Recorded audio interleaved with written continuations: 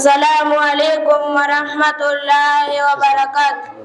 Wa alaikum salam warahmatullahi wabarakatuh. Alwaqaftu amamakum, aliyesimama mbele yenu ismuhu Sudais, jina lake Sudais, almauluda fil Arusha, aliyezaliwa katika mkoa wa Arusha, fi dawlati Tanzania, katika nchi ya Tanzania.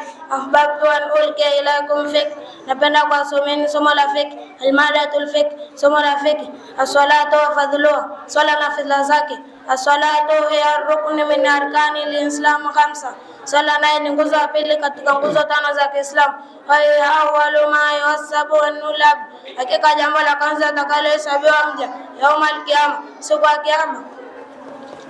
Limaruya fil hadith, kama ilivyopokelewa katika hadith ani Rasulillah sallallahu alayhi wasallam qala, ya kwamba mtume ateremsha rehema Mwenyezi Mungu juu yake na amani amesema, inna awwala ma yuhassabu an-nulab, hakika jambo la kwanza atakalohesabiwa mja yaumal qiyama, siku ya kiyama, min amali, katika matendo yake, as-salatu, swala yake, فإن